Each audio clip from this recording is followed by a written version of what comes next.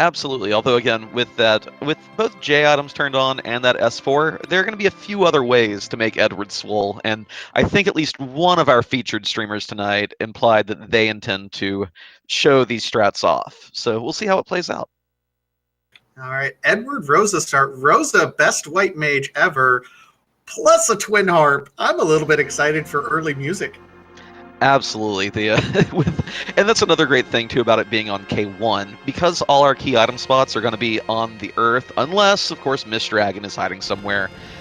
There will be a key item at Dark Elf Cave. Even more incentive to go there. Give the fans the music. Fingers crossed it'll be a good one tonight.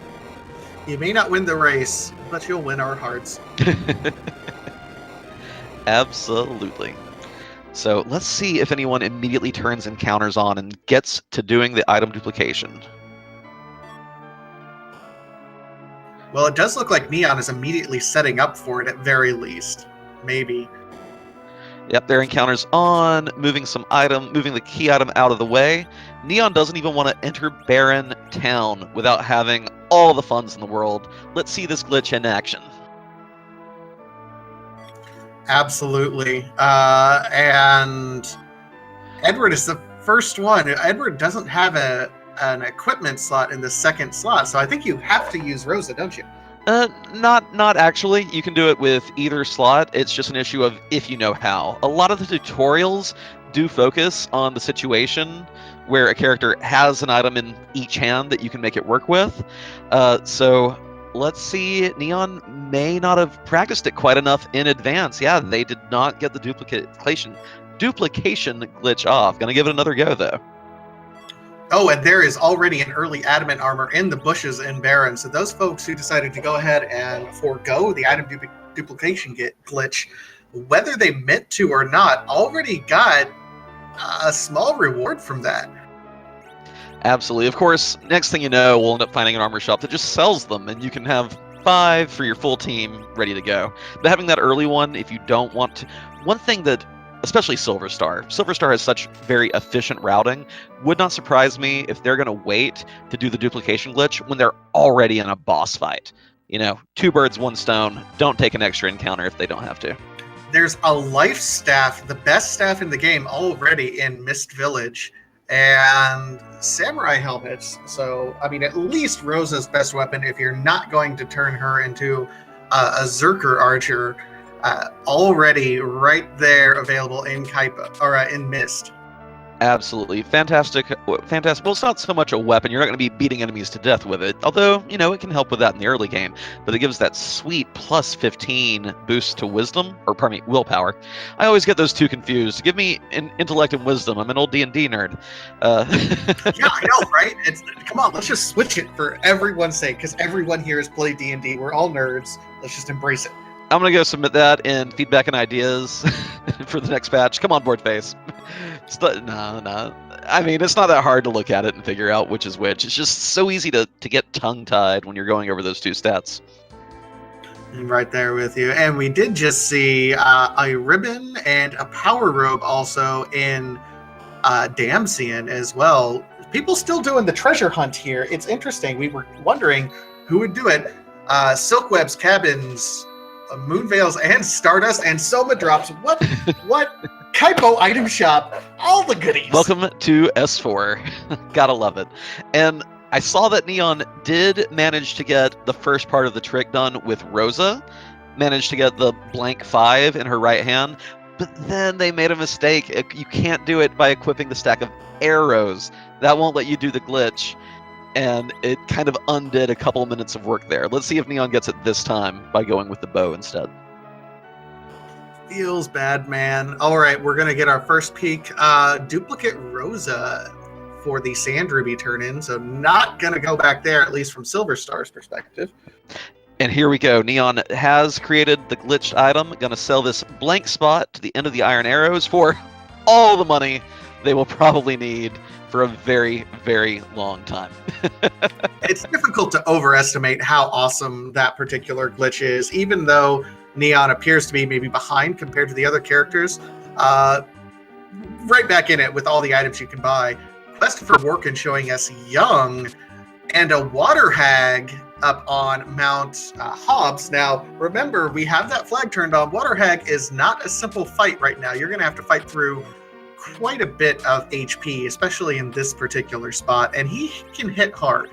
Yeah, I mean, and it is luckily just the mom bomb spot, so shouldn't be too bad. And it looks like Quest for Workin's Rosa has some serious arrows equipped. Wouldn't surprise me if that's a decent bow and a pretty good arrow upgrade. I didn't see the specifics of it, but when Rosa's dishing out over 400 damage a pew pew, I think you're in good shape for this early game.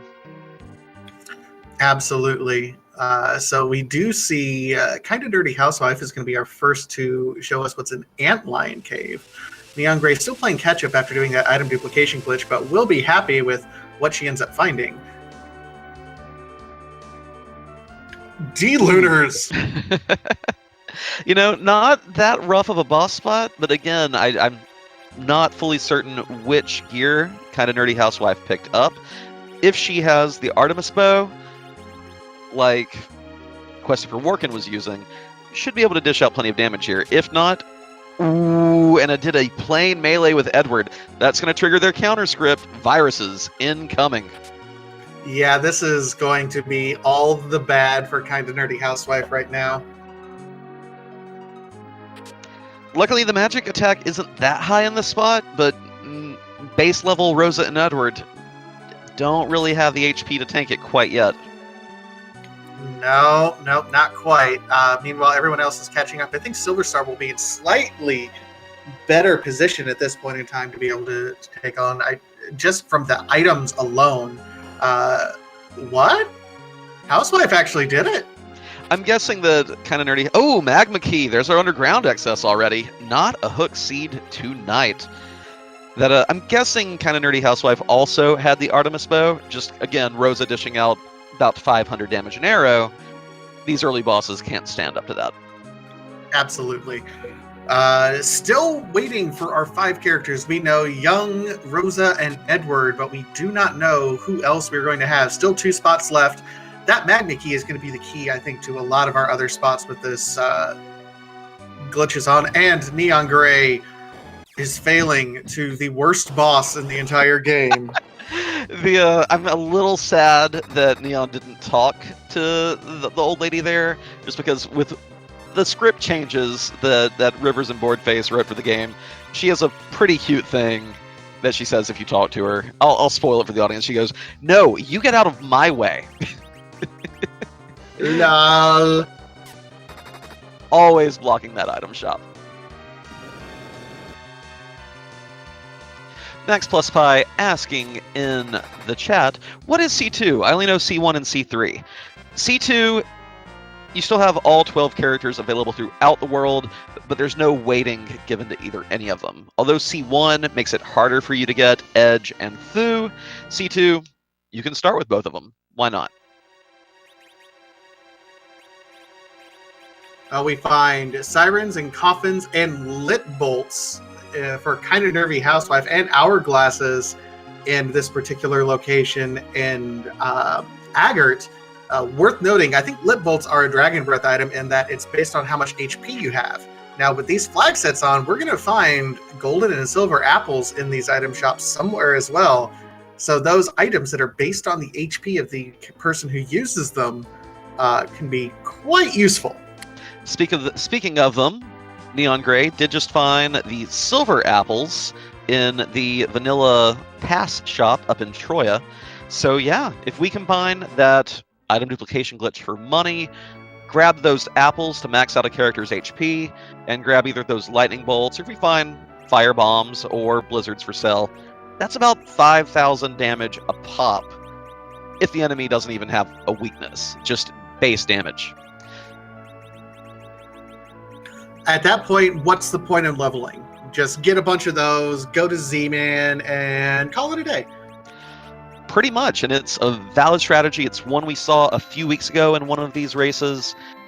Although, admittedly, that night we were on the $3 flag, where items were just simply free. In this case, even with the literal absurd amount of money that we end up with doing the glitch and selling the empty item spot, well, empty, it's actually a stack of 65,535 of the given item. given the prices, you can still end up burning through all your cash and having to do that glitch a couple more times before you really reach unbearable power levels. You say unbearable. It's completely bearable, and it's entertaining, and it's the best. I suppose. So yeah, that's actually going to be something interesting to see here. If this is a strategy that only Neon Gray employs, then they're going to have an easier time once we get to some of these harder bosses, and they won't even have to grind, unlike some of their competitors. Yeah, just think about it this way: the 2.5 to 3 minutes. Ooh, Avenger Sword and White Spear. Neon's a huge fan of Kane, so if we find our Dragoon friend, he'll be loaded for bear right off the bat. That would be nice. And if we do find a Kane, I have a shout out just for our friend that's in chat here. We'll wait until we get there. I already know where you're going with it. And I guess we can meme a little bit tonight. Please, my memes must flow. So Kind of Nerdy Housewife went and did a quick talk. It looked like we're getting a little bit of lag on her stream, but I believe she went and talked to Yang up in the Sylph Cave and is now going to check the freebie item here in the Fey March as well. If it's the pan, going to feel bad about some backtracking. Okay, just a Legend Sword. I mean, just a Legend Sword. It's not great, but it is another key item. We do have the flags turned on so that once we get 10 key items, if we do have to grind, it does double the XP we have. So let's not poo-poo too much on any key item at this point.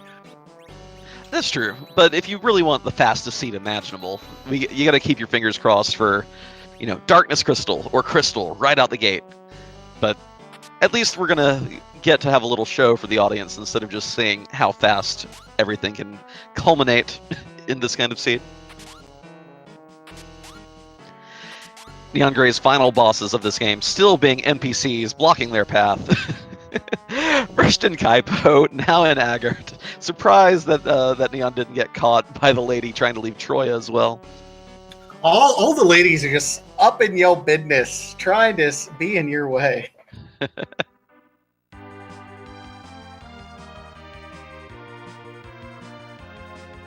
So it's interesting. We haven't fought a ton of bosses yet. We're about 12 and a half minutes in, and usually by now we're used to at least a handful of bosses being fought. But it's, we've fought in one on Mount Hobbs, one in Antlion Cave. That's it. That's it. Yeah. I mean, that's one of the interesting things about this particular flag set. It's very much shopping percent, especially if you know how to do that item glitch. This is a whole lot of preparation and setup, laying a foundation that will pay off on the back end, at least on Neon's screen. Everyone else more relying on the loot, the treasure, the fact that you can find the top tier weapons in any given chest with that T4 flag. Oh, there's a Wyvern already for Christopher working. Although I think he does have that Artemis bow. Man, all the archers. Yeah, it shouldn't be too bad here. One of the notable things also about this flag set is we do have W1 on, the Y burn flag. So we don't get the opening mega nuke to utterly, decimate the party.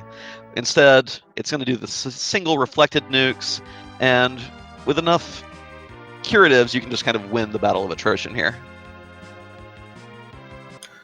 Setting up Artemis arrows, Elven bows, and Neon Gray was talking about the strats she was going to use. Put a full stack of silver apples on Edward. Incoming lit bolt strats. There's a level 5 Edward with 4,500 HP right now. I feel a little bad that Neon didn't. They could still go and do another fight to get another underflowed item slot, sell for more money. Because as nice as it will be for Edward to be throwing out these 2,500 damage J items, I'd like it even more if it was the full 5,000. So demanding, man. I want all the damage.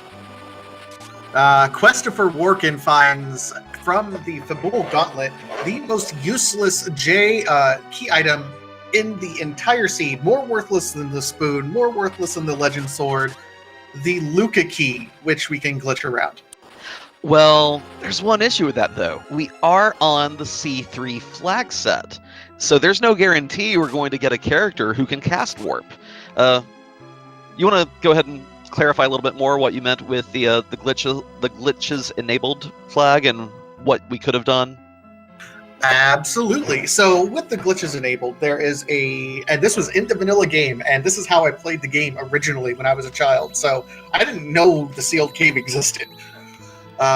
Once you get Rydia in the original game, in Dwarf Castle, once she grows up and comes back, as soon as you are able to control your character after the Golbez fight, if you cast Warp while still in the throne room of Dwarf Castle, it will warp you back into the Crystal Room with the Dark Crystal there. That same Dark Crystal is what is available to you in the Sealed Cave much later in the game. So that later, when you go there, you walk into the cave, and boom, Kain immediately betrays you and runs away. Skips the entire dungeon. That is enabled in these flags. Of course, we don't have to worry about the cutscene and everything, but for our purposes, it does save walking all the way down through the cave, grabbing the item, and walking back out. Of course, things could get a little dicey even with that. The Mist Dragon does hold one of our key items. So if you warp into the sealed cave to get its key item, you don't get to check that boss spot. And that would probably be about as trolly as this seed could get tonight. I would love to see that. I mean, it could. We have some other possibilities with this flag set with K1 right now, where all of our key items really are in the general on Earth, so to speak, having Mist Dragon up on the moon, and that is completely possible in these flag sets. Having that in the Mist Dragon holding that spot really could come into play pretty much whenever we're in K1 in these flag sets and in a no free lunch flag set of any kind. Just presume Mist Dragon on the moon is going to be like the trolliest thing ever. Absolutely. There are a few, like generally moon on K1 for Mist Dragon trolly. Other really great spots that we love to see are elements and CPU spots on the Giant, because you're never going to go there either. And since we did get the Magma Key early on, it's also really fun when they're at the King and Queen Eblin spot, going through the hook path through Cave Eblin and Upper Babel. But that's something I hadn't really realized until tonight, that with glitches enabled, ooh, that evil wall spot, that's what I'm rooting for now. That's what I'm hoping for. That's the dream, huh? Tonight it is. That is my beautiful troll dream. Let's make it happen. I hope. I believe community admin Natara rolled the seed. Fingers crossed that she's worked some magic. Natara, all of our trolley hope is in you. I hope you can do the dream here. Mm. So we have double water hag fight. Neon Gray using that swole word to great effect right now. This early part of the game, Edward is going to be doing work right now with everything that he is able to do with that HP enforced item. Really, I'm surprised Neon is the only one to do that particular glitch set. There wasn't a whole lot of talk about the glitch set in the Discord or in the SRL channel, so makes me curious. I think a lot of the runners don't realize glitches are turned on because it's such a rarely turned off flag. Well, another possibility too is that this could be an active strategical decision, because we do have that T4 on and the P2 flag. So it could be a situation where a racer is thinking, I want to get that pass, I'm going to be opening chests anyway, let me get all my gear and loot this way, not worry about doing Appleseed strats, and I will be powerful enough to defeat pretty much anything in my way anyway. It'll be interesting to see which strat pays off. Even though Silverstar doesn't play a lot of seeds with glitches enabled, I'm pretty sure he knows them, knows how to do them. He's done the vanilla speedrun for this game. He's on the leaderboards for it. So he knows about those things. I think it's just a strategical decision in his case. And that's kind of the risk reward you take. I mean, with not only the T4 flag turned on, so you're still going to get some great stuff, but also that P2 flag we talked about, which doesn't get activated very often as well. We talked about where the pass is going to be in 3 random treasure chests. It does incentivize opening up those treasures. Absolutely. Absolutely. Of course, it could still end up being that, like you've mentioned already, oh, never mind. We found our D-Mist. I was about to talk about the seed being trolly, D-Mist on the moon, needing the darkness crystal anyway, but not today. We have D-Mist at the Mylon Z spot. Christopher Workin is in the bonus round. Let's hope he remembers to go back and check that item when he's done on Ordeals. Well, it's interesting because Ordeals is one of those locations. It's 3 bosses for 1 key items, and we did find our magma key elsewhere. It's one of those out-of-the-way locations that a lot of runners are well known for not doing if they can possibly avoid it. Absolutely. The Ordeals is such a time sink, even with a party this overleveled. You have 2 minor cutscenes and a major cutscene. You have 3 bosses to go through all the rigmarole of fighting. And the 2 main characters who get benefit from it are Cecil and Tella, and we don't have either of them. Not yet, but we have seen Cecil in the Baron End. So with those crystal swords, I have seen Neon have a crystal sword somewhere. So there's a crystal sword somewhere. That's going to be important for Cecil. Kind of Nerdy Housewife is getting ready to show us. She's doing the meme dream. Is in the music spot. And our excellent restreamer has changed the music over. So, ooh. You know, I was so excited about the music, I just missed the key item that Christopher Workin got on Ordeals. Did you see it, Vitasia? I did not. I'm going to be perfectly honest. I'm paying attention to memes. When in doubt, memes. Sand Ruby is what our wonderful tracker Unknown Availability is saying. So, worthless. Absolutely worthless. Hey, it's still a key item on our way to 10 if we decide to grind. But, oh, music, music, music.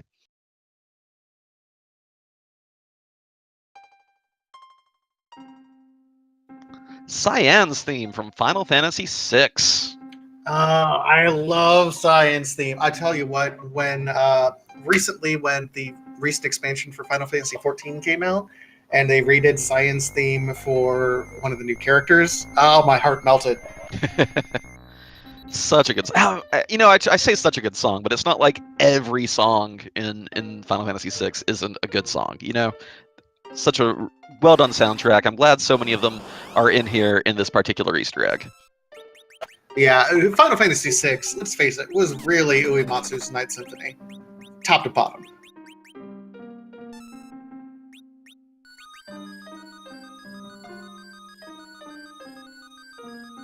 Grimoire into a Sylph for 1 damage.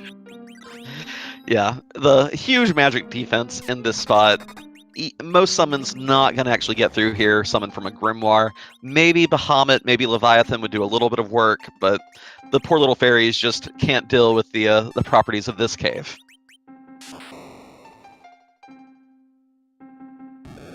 But on the bright side, it means we get a little more Cayenne's theme for a bit. I'm fine with that.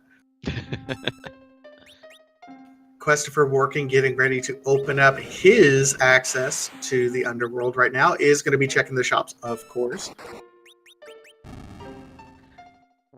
Oh, we didn't get the second half of the Element's transformation. Yang punched that Rubicon form way too hard.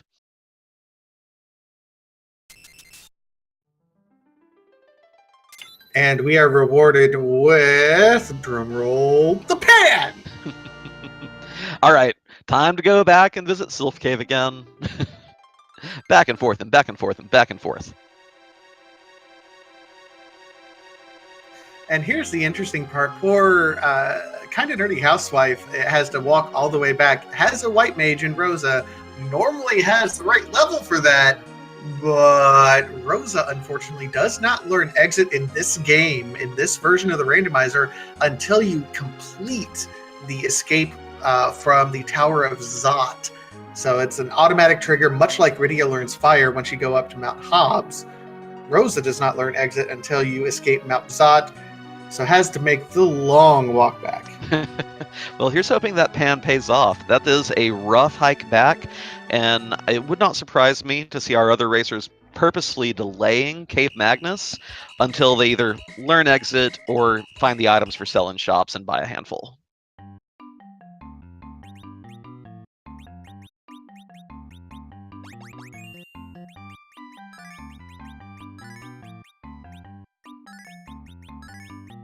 In the meantime, Christopher Workin looks like has also done the item duplication glitch to get some money and is in the Kaibo shop with its plethora of goodies.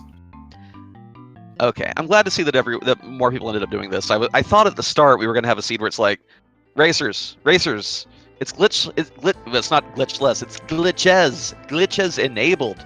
Show off just how badly you can break this game. Wait, and, I missed something. Where was the hook? The hook, I believe it was in Fabul.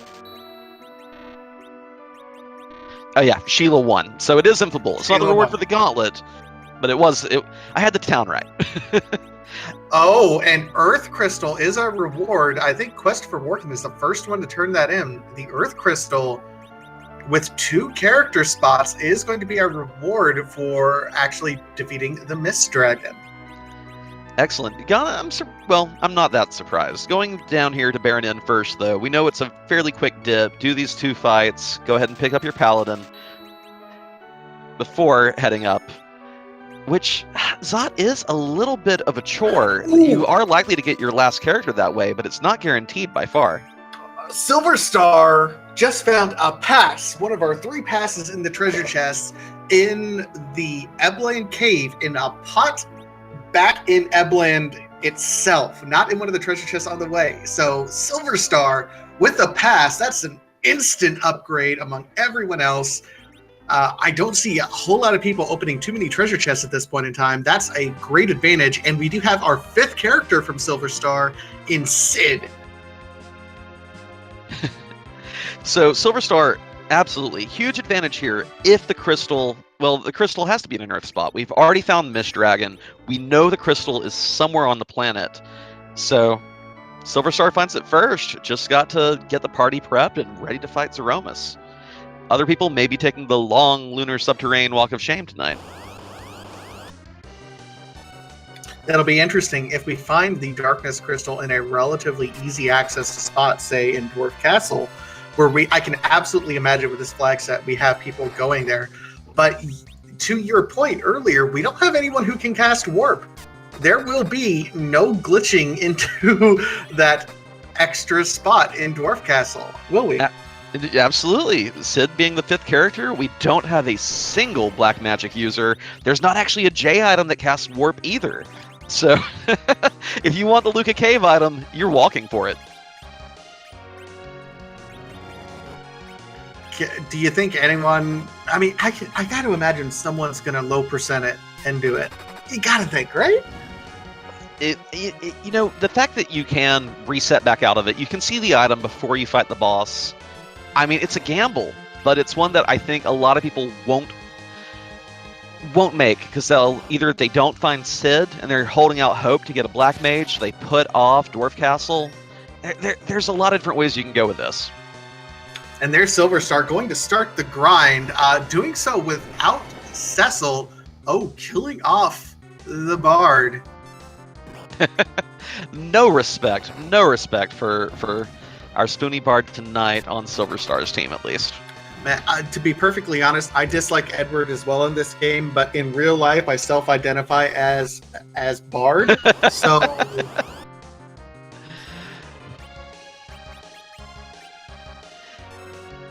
Yeah. We were making D&D comments early, and, a Bard, a great addition to any team.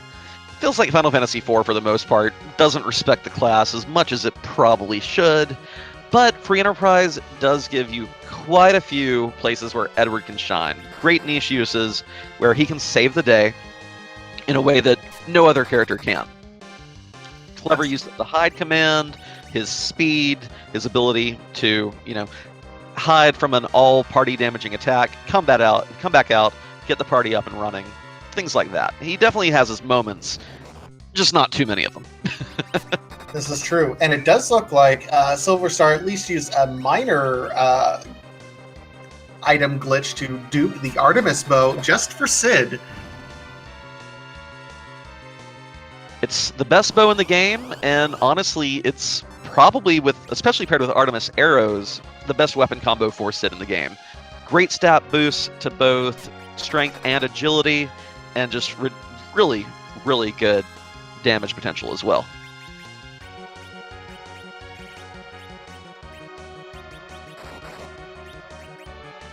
So at this point, Silver Star only needs the crystal, and he'll be ready to finish up the grind, the preparations, and go fight Zeromus. Everyone else still needs to find a pass or a darkness crystal, and the crystal itself. Oh, Neon Gray, they do find Cure 3s that are located in the, that is, gosh, what's that? Tomra. That's it, Tomra. Tomra item shop. So with only Rosa, it's nice to have someone else throwing around some Cure 3s. So that should be quite a nice upgrade. Definitely can be a little helpful addition. If I have Rosa for my white mage, I'm not that worried unless I have to do like a really low level Zeromus fight because I'm worried I have to catch up to people. So every little bit helps though, and C3 seeds, you can definitely suffer if you don't find them. You end up having no good white mage or no white mage whatsoever. Those Cure 3s are the only thing standing between you and a very painful Zeromus fight. In the meantime, Silver Star is taking a dip into the sealed cave, taking that low percent strat, saying, hey, people don't like coming down here. If something is here, this could pay off in spades for Silver Star. And not just that, but the fact that I like it both on that front and also the fact that you don't have to fight the boss to see the item. Go ahead and see it, get your knowledge. I'm trying to think what the most annoying thing Silver Star could find here would be. Probably either the tower key or the Baron key, because you don't know if it's your crystal, but you probably have to walk out with it anyway. Speaking of... There we go. Meanwhile, Christopher Workin also has his silver apples, and he is boosting up his party. At least his Edward. I don't know. He's going whole hog. At least to Edward and Rosa. I mean, Young and Cecil really can do a lot of work in their own normal leveling. Young is interesting in this flag set because, you know, he is probably the least efficient when you have shopping percent. His damage increases based on his level, unlike most other characters. So just pumping him full of HP with those silver and golden apples does almost nothing. You really have to give him levels for him to be effective. Absolutely. And that's one reason why on stingier flag sets, he's such a good character, such a welcome addition to any party. You can just say, well, I found absolutely nothing for him, but I'm going to get him to level 50, and he's going to hit like a truck anyway. On this one, when you're finding adamant armors, you're finding Artemis bows, you have a crystal sword for your paladin even, then you're like, oh, Young, it's not your time to shine, buddy. It's all right. It's all right. On the other hand, you know, we have Artemis bows and Artemis arrows so freely available. Rosa, Sid, and Edward all putting in work. Kinda Nerdy Housewife found the darkness crystal. And what, did I miss something? Given that she has the pan, I would guess that was the Sheila 2 item. Hopefully our tracker can confirm that for us, UA. No, okay. Rat tail turn in. Gotcha. Then did we even... Huh. So I'm guessing she hasn't done the second pan item yet. Okay. That's interesting. Again, the only thing really available on the moon to us at right now is going to be that extra item shop and then the extra character available to us. We know what all the characters are. They are available on Earth. Just a matter, I don't think she's found a few of them at very least. Yeah, it may just be a quick item check and then checking the Crystal Palace for the character. We do finally have exits. Wouldn't those have been handy earlier in Cave Magnus? And Bacchus wines as well. Let's face it, with this particular party setup, Bacchus wines are going to be the way to go. You have our favorite Punch Mage, Cecil with the Crystal Sword, although there's also an Avenger available, Edward, which, he's going to die soon anyway. I mean, Artemis Bow and Arrows, even Eddie's going to put out some appreciable damage. But yeah, this is not a team where I would be thinking to use Reflect strats. The only mage that we have, given that Sid is our 5th character, is Rosa. And although she'll do a bunch of damage with white, it's not really going to be enough on its own, I would think. You're definitely going to want to go Zerker strats or cheese it with the J items, as we've mentioned earlier. Now, the J items will absolutely trigger the nuke, so you have to be really careful with whatever you do with Rosa and make sure that it does look like Quest for Workin setting her up with the life staff and a white and a ribbon. So with all the awesome gear. This is definitely a fun flag set to play if you want your characters to feel ridiculously overpowered. You're going to find the gear. If you don't find the gear, you're going to buy the gear, and you really get to enjoy, seeing Cecil swing for 6,000 HP a pop. You get to enjoy watching all your characters shrug off big damage attacks like it's nothing. So, if you've not played this flag set, give it a try. It's not the easiest one in some regards, but it'll still let you have quite a bit of fun. Absolutely. It will be quite enjoyable. It's interesting in a competitive environment too, because it's a lot of fun. The biggest question in this sort of race is, when do you pull the trigger? When do you go ahead and go to zero miss? Because you don't want to spend a lot of time grinding. Absolutely. The time that we'd spend grinding, you can probably just as quickly put a bunch of apples on a character, get everyone to survivability, and then let one character be your designated 5,000 damage a pop, or even use kamikazes for the full 9,999 a pop. Lots of ways to do damage to Zeromus under this flag set. Well, and chat even points out, 5 Moon Veils, let her rip. Well, Big Bang doesn't really care that much about Moon Veils, but for all these other bosses leading up to that point, especially any ones that do physical damage, yeah, that's all you need. Grind? What's a grind? Quest for Workin finally dipping into the Tower of Zot for us. We're going to get to end up seeing the characters here, as well as the key item. And we have found our Pain Man, which shouldn't be too bad. We have to do about 9,000 HP worth of damage to him. No freebies, sadly. Not under the N2 flag. But this also is not the most troublesome of spots for this fight.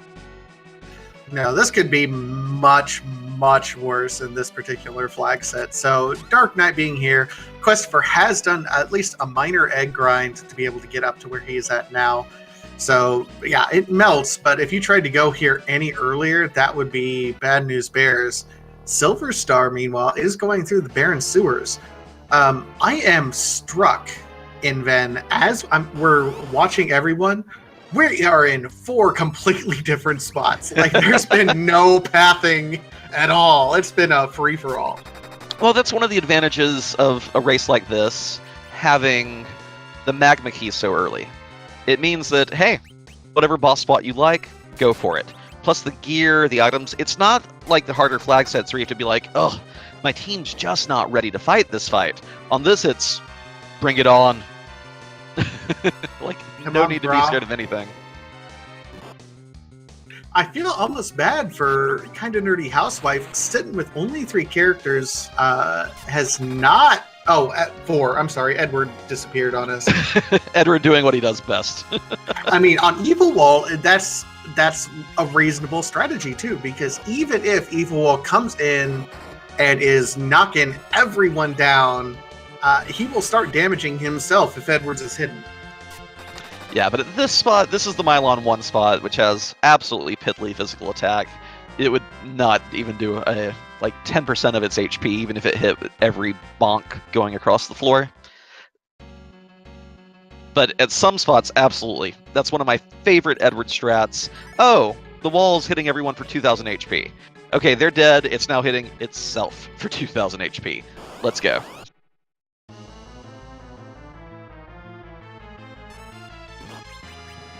All right, so Silver Star is going to be the first one to show us what's back here past the Baron Castle, and with the Antlion Christopher Workin's going to be the first one to show us what's in Tower of Zot with his full party complement going. Neon Gray still missing one party member, but not horrible, at least at this point in time. That is...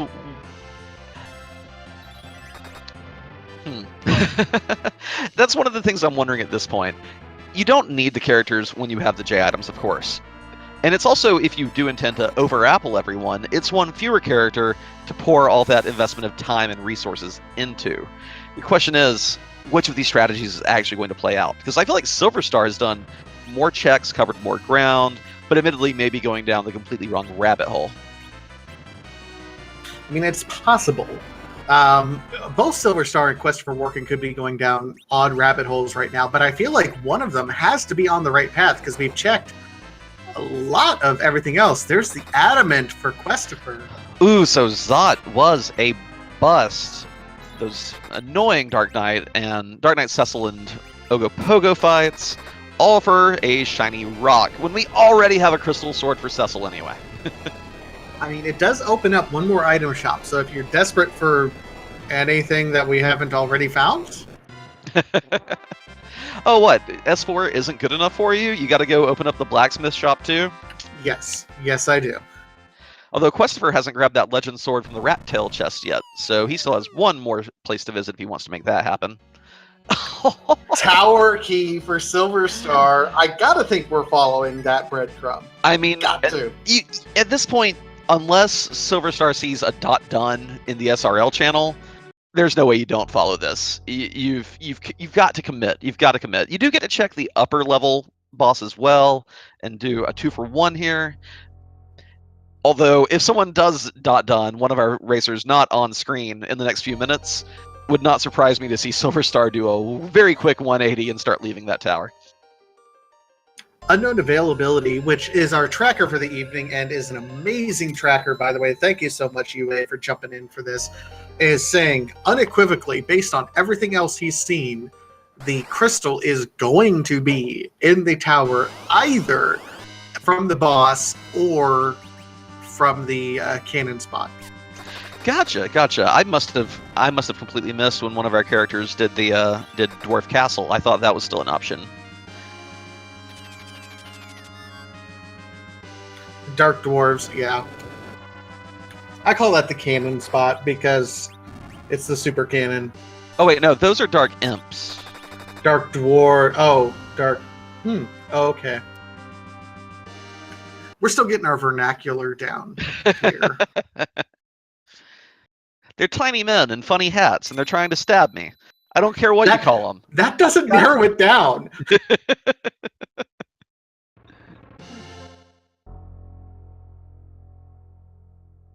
But that's true. Thanks to Silver Star's pathing through Silt Cave and into Barren Inn, this is so many spots clear. With the number of racers we have, it wouldn't surprise me if someone, either Silver Star or someone else, very near to the end of this chain.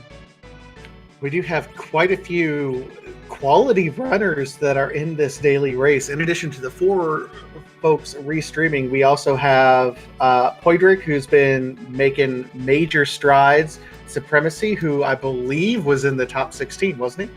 Oh yes, he was, and he finally got tied for 9th overall in the tournament. Lost in his second playoff match to the legend Rivers McCown, as well as another great runner of this game, Nightdew 14, and it was a very, very narrow margin of victory as well. Absolutely. Then, of course, we have several of our weekly grinders here who do a lot of different flag sets, a lot of races, doing pickup races during the week. Chokosura has been doing a great job of those, so it would not surprise me to see any one of them come on out and win. Cadenza asking in the chat, Rando exists for which versions of Final Fantasy? The two, well, there are quite a few. The two main open world style randomizers are Free Enterprise for Final Fantasy IV and the Final Fantasy I randomizer. There are also non-open world randomizers. There's one for Final Fantasy IV called the Lunarian Shuffle that some people like. There's also notably Beyond Chaos for Final Fantasy VI, a very popular one as well. And I think there are probably a few others. Everyone likes to joke that 4-Job Fiesta is Final Fantasy V Randomizer, but I think there might actually be one out there that randomizes the abilities as well.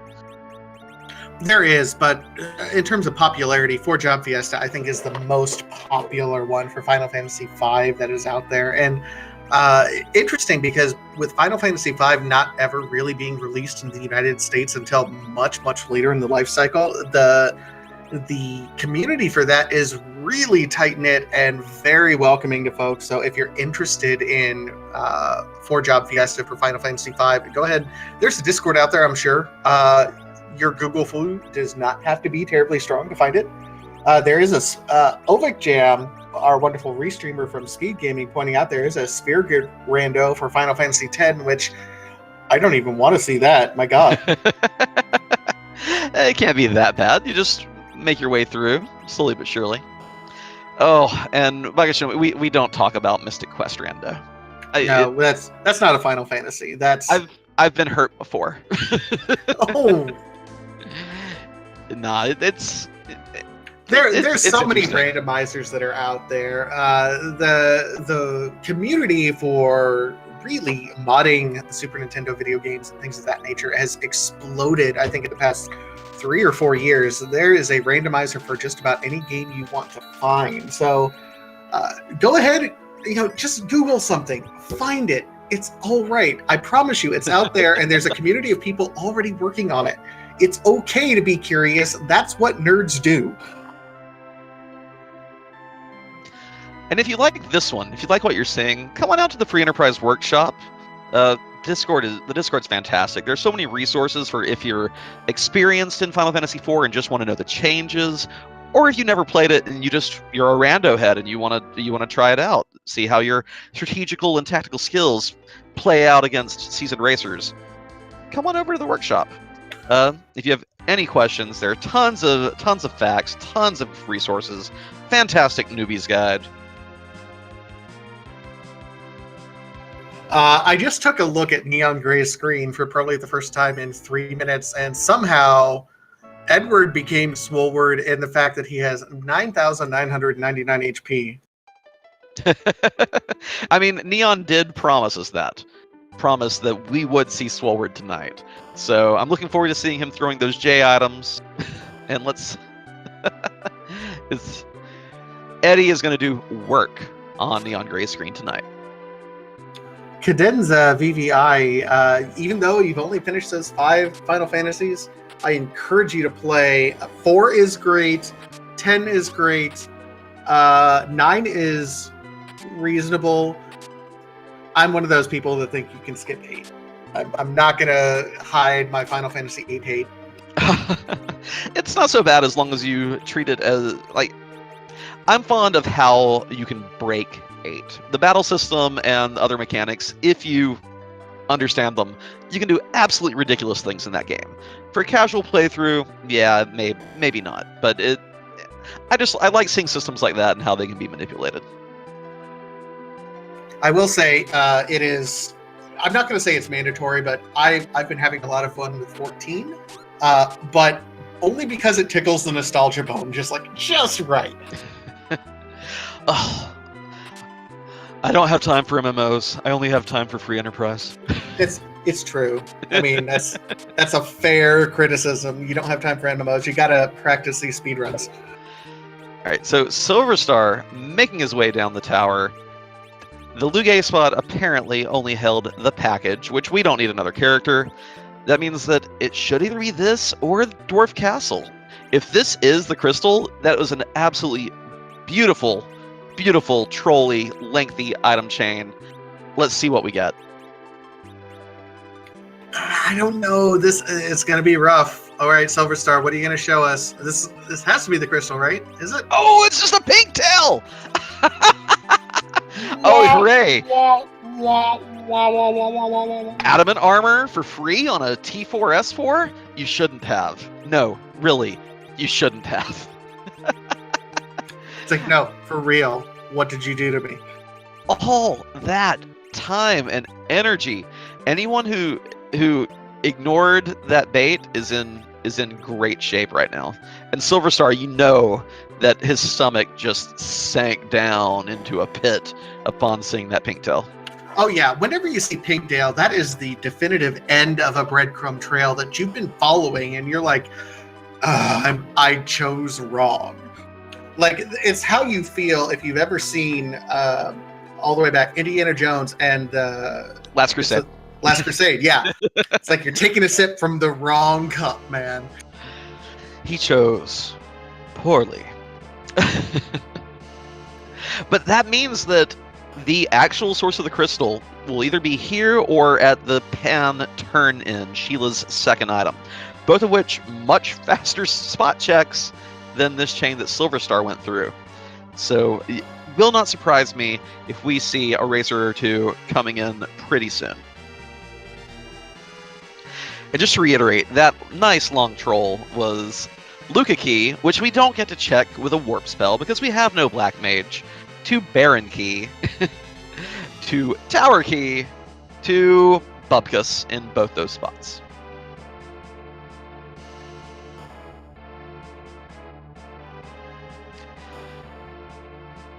All right, so Leviathan for Christopher Warkin.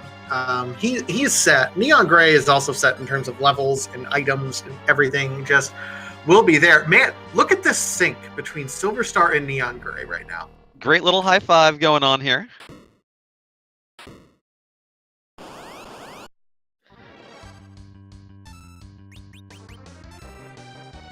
Sadly, we do still have to sit through the cutscene part. Only about 3,000 HP in this location. I'm sure either of our featured racers here could utterly destroy Golbez with a single swing. But no, we have to wait till we see the real horror. Yeah, this is going to be interesting. I don't think we found any adamant armors in any armor shops. So no adamant armors, no ribbons, only what we found kind of as we go. So a couple people will die from this demolish. A Sid, which I don't think Neon Gray is too sad about. A Young, and assess all the low HP people, really. Edward's still standing. Here we go. We're going to see a blizzard or a lightning bolt or a firebomb. Do it to it, Eddie. Show us how it's done.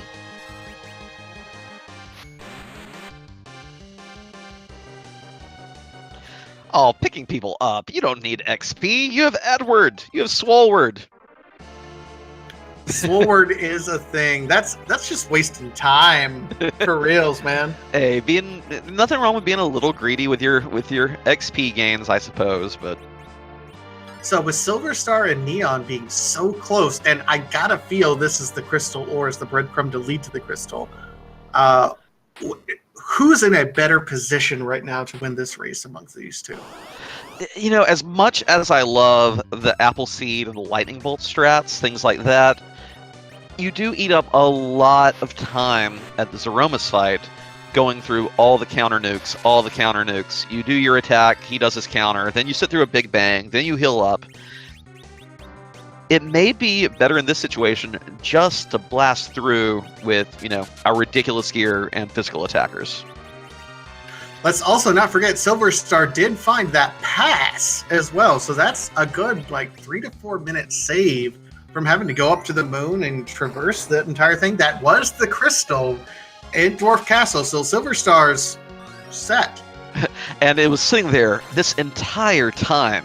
Anyone could have taken that magma key, done a little bit of work with those J items, and gotten the crystal so early. And in fact, we do have a first place finisher. Hippos has finished in first place overall with an official time of 54 minutes 2 seconds, coming in under that 1 hour wire. And we'll see if anyone else also breaks that barrier in the next few minutes. Yeah, not a whole lot of flex that's enabling you to be able to finish in under an hour. This is definitely one of them, depending on which glitches you know. Christopher Warkin also about to get his crystal once he finishes this entire thing at a bit higher level spot than either Neon or Silver Star, both of them setting up. Worth noting, Silver Star still has Dark Knight Cecil and a Deadward. without Crystal Sword Cecil, that's a lot of missed damage there. But definitely not necessary. You could just Rosa and Yang alone, especially since we're getting double XP from each of these fights. Oh my gosh, Artemis bow, Artemis arrows. Sid will end up probably wearing that adamant and using that bow. Sid and Yang dishing out thousands of damage while Rosa does the healing. I think Silver Star is basically doing a three-party Zeromus fight at this point. I think you're committed to it at this point in time, especially their HP is setting up very, very nicely for this. Few apples being eaten, an apple a day keeps the doctor away, but 99 apples definitely helps with Zeromus. Yeah. Now, at this point, this is unfortunate. Although it's not marked on the tracker, but I'm 90-something% sure that Neon Grey got the crystal from Dwarf Castle, but they've not found their Darkness Crystal yet, nor has Christopher Warken. So in spite of being in that half of Go mode, they still need to find a pass for that Darkness Crystal. If not, they're going to be well behind Silver Star in this regard. And Silver looks comfortable and says, yeah, Dark Knight Cecil, I'm good.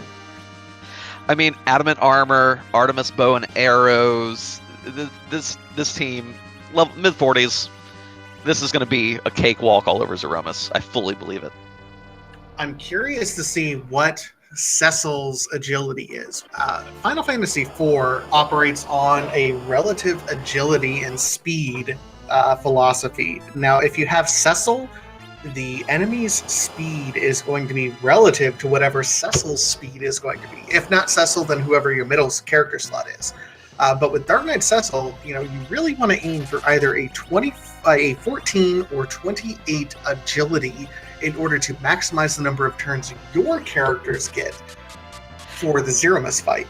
Well, it depends on how you're approaching the fight, and I just saw Silver Star actually slap a cursed ring onto Cecil, which is going to utterly tank his agility. If you intend to do Berserker strats for the most part, you can just drop that agility on your anchor as low as it can go, and then let your physical bruisers get in a ton of attacks per Zeromus turn. And especially having things like Protect Rings and Adamant Armors, I don't blame Silver Star for this at all. If we were going with Mage strats, Reflect strats, Hybrid strats, if we have worse gear, then you worry about it a little more. But I think Sylv's going to get this without difficulty, and I think it's going to be pretty impressive the damage his Zerkers are going to be putting out here.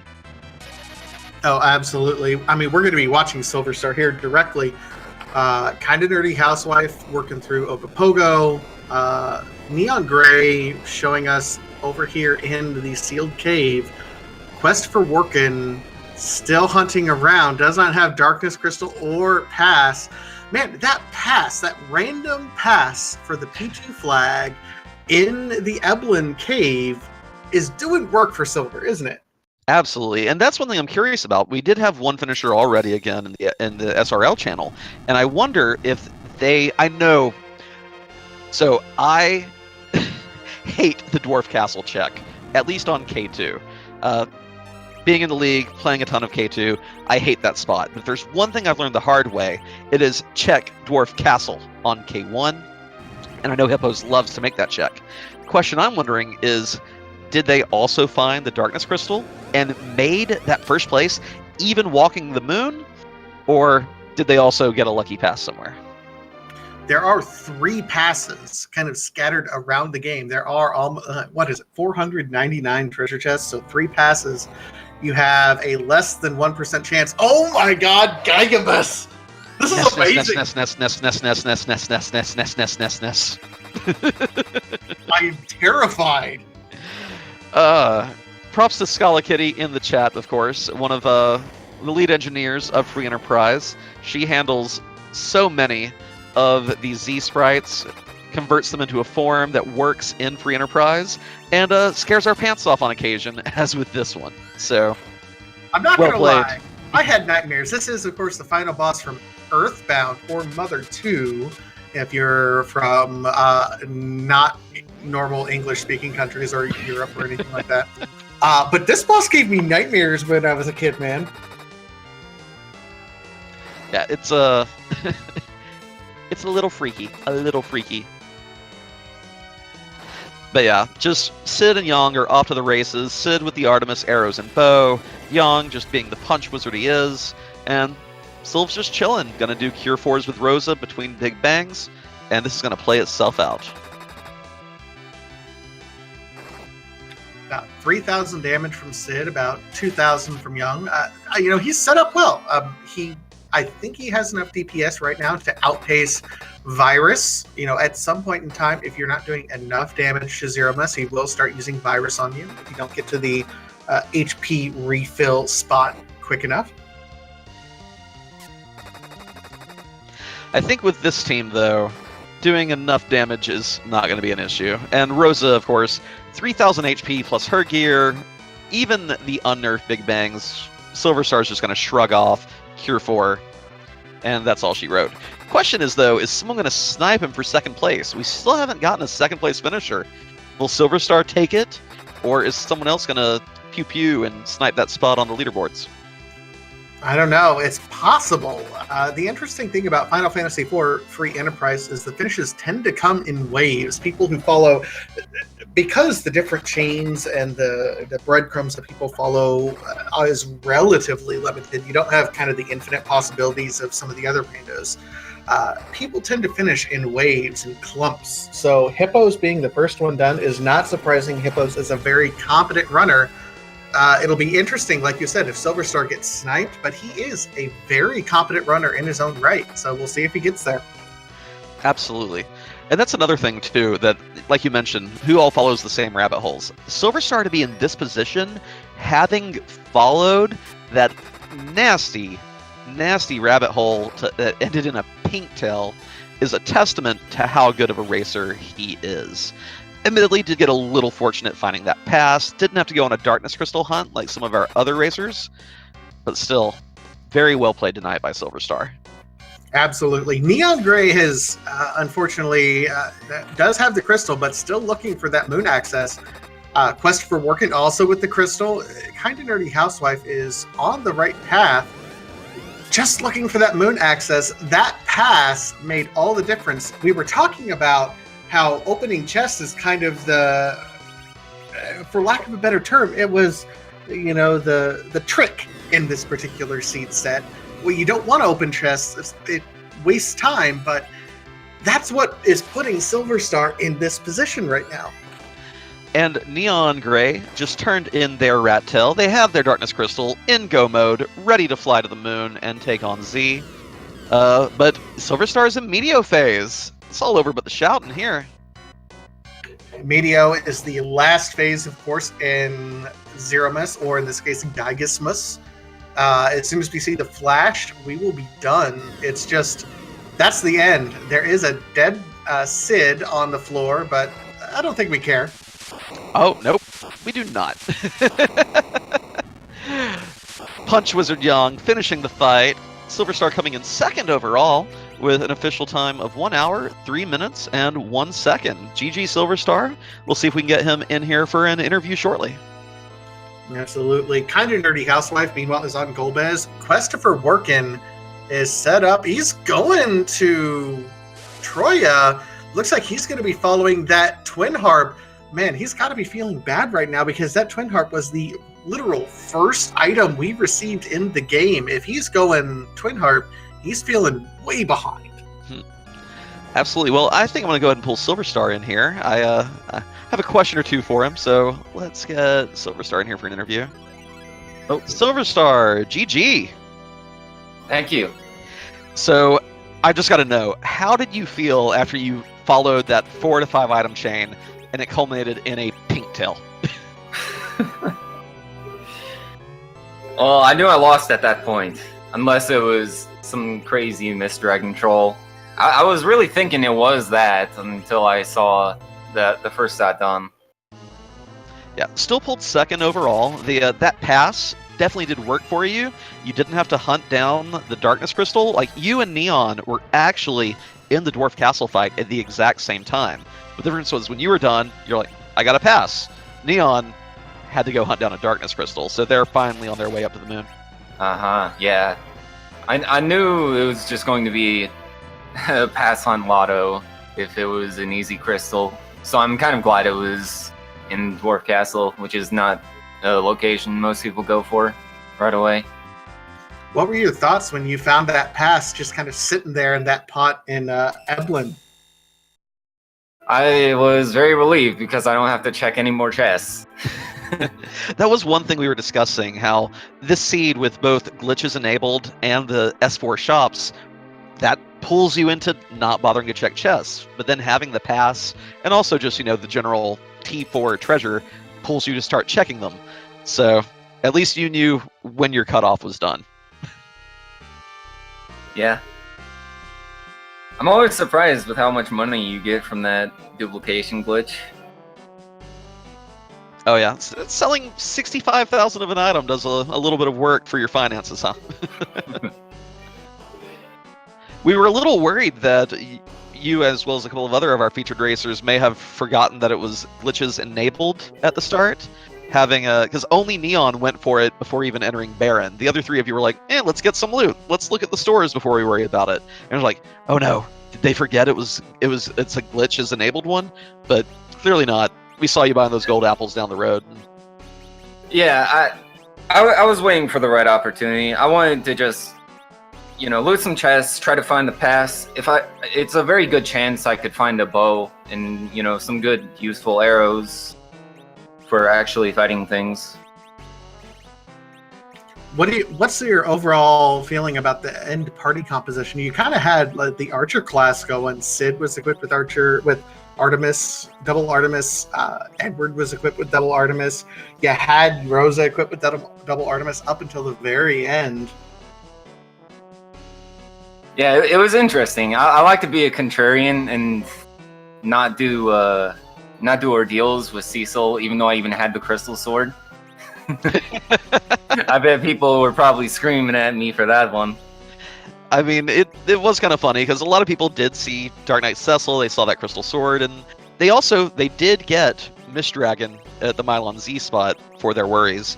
And on reflection, Vitasia, what was the key item on ordeals? Was that required as part of getting the no, not even remotely. I think it was like the package or something. It was garbage. I see a Sand Ruby on ordeals. I don't know what Mist was. Gotcha.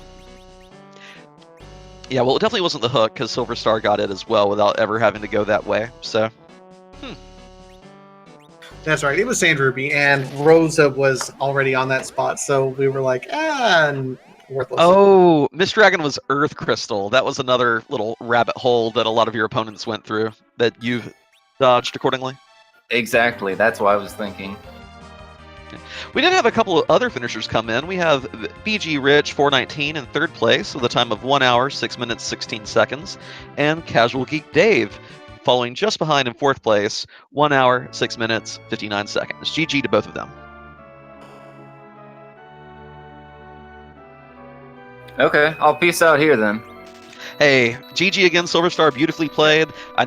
When you ended that item chain with the pink tail, like we were hoping crystal, and then it wasn't crystal, and then the done came in SRL, and it's like, come on, Silver, you still got this, and beautifully finished. Well done again. Yeah, thank you, and thank you for the commentary as well. Not a problem. And here comes Neon Gray into their zero miss fight right now. Quest for Workin, it looks like going to be turning in the pan right now, which will lead to a Darkness Crystal, I believe. Kind of Nerdy Housewife has everything that she needs as well, except a grind. Setting up a Siren grind looks like. Darkness Crystal's actually, yeah, you have to get the hook there, and then the hook plus the rat tail finally will yield a Darkness Crystal for Questifer, and he'll be able to chase the moon as well. I will say, Neon, they've done really unconventional strats in terms of getting Edward and Rosa up to that high HP perspective. Doing work though. Sid's at a really low level. Cecil equipped out. Young equipped out. This is going to be kind of an unconventional fight here for Neon Gray, but we'll absolutely complete it. Ooh, that Big Bang came out super fast. I mean, Edward and Rosa and Yang with their HP totals don't really have to worry about it. but this could be a trickier fight than they bargained for if they were hoping to just use J-item strats, especially if Z is going that fast. That is rough. That was super fast. I mean, no one got a turn there. I don't know what Cecil's agility is, but man, that's fast. And first thing, Silk Web. Do not blame you. We do have a couple more finishers. Supremacy finished in 5th place with a time of 1 hour, 9 minutes, 9 seconds. And Salty Fry came in 6 seconds behind in 6th place. A lot of sixes there. 1 hour, 9 minutes, 15 seconds. Just barely sniping that victory. Well, that place there's Supremacy. Good job to both those racers. Looks like Quest for Workin is actually setting up, trying to find the pass. Trying to open treasure chests, trying to do anything. You have the hook and the rat tail. Just go turn it in. Don't forget about it. Don't forget. Well, and at this point, you don't know where the darkness crystal is. I mean, if you forget that this is a K1 instead of a K2 flag, you probably think, oh, my options are much better in going to checking these random treasure chests or the 1 in 3 chance of a pass without thinking, oh yeah, I'm just about done. It might as well be the darkness crystal. Absolutely, especially since it's a check that doesn't require a boss fight. Ooh! And Neon taking the wipe at Z, having to reload, even with those HP levels, that apparently Cecil's agility of 21 doing them no favors tonight. No, and that's a common thing that happens. You always have to pay attention. Some people do not pay attention to the agility of Cecil or whoever your agi anchor is. You absolutely have to, because if you get into a position where Zero Miss is just lightning fast, it will do nothing but wreck your day. I mean, it depends also on strats and the relative agility of your other characters as well. If Neon has an adamant armor on Edward going for swag strats, that could also be part of the issue here. Sometimes it seems, again, this is not official, I've not gone peeking at it with a Lua script or anything, but some people have said that having too fast a character up in slot number 2, the top one, can really throw off your actions as Zeromus. Again, I've not tested it myself, but some very reputable names in the community have said that they see problems when they have that set up. Whether they're right or not, you be the judge. Does look like Neon Gray attempted to fight one boss, trying to gain a little bit of experience just beforehand. Do not blame them at all. I mean, the main thing I would think here is that I know what Neon wants to do. Neon wants to do these swag strats with the J items, wants to let Edward get the killing blow and everything. But with Zeromus going that fast, just Zerk. Just go for it. Let Cecil do work with that Crystal Sword and call it a day. Well, Crystal Sword plus Avenger as well, so you can go ahead and pop the Crystal Sword on to start the fight. And remember, there is the minor glitch as well, where if you have a weapon equipped ahead of time and then switch to a normal weapon, it will keep the properties of the original weapon while you switch to the new weapon. So Avenger Cecil starting out with the Crystal and just auto-zerking with an Avenger Sword through black holes, etc. is a little bit overpowered. Absolutely. And especially if we do have a spare Adamant armor, go ahead. Adamant Cecil, you may think, oh no, he's too fast. But if he's hitting for 7,000 damage a pop, who cares? Beat up this horrible nightmare from the end of time, and let's call it a day.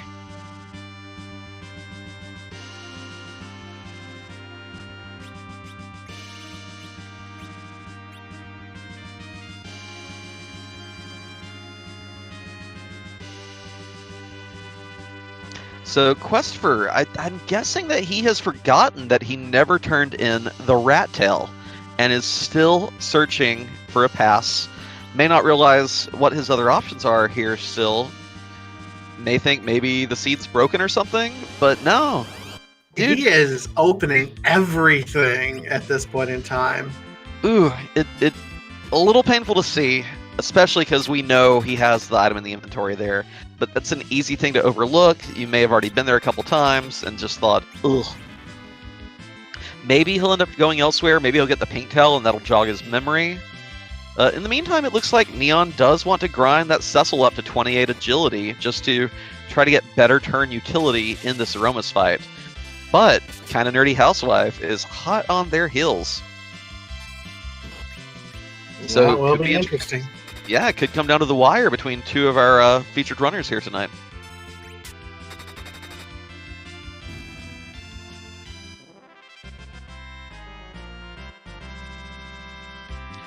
On the bright side, with Sirens and those double gold dragon fights, won't be hard to get Cecil up to, level 44-45 is where he naturally hits 28 agility, and Neon's like, okay, let's try this again. So I just pulled up Christopher Workin's personal stream, which does have his personal tracker on it. He does not think he has the hook. He didn't realize he got it from Sheila?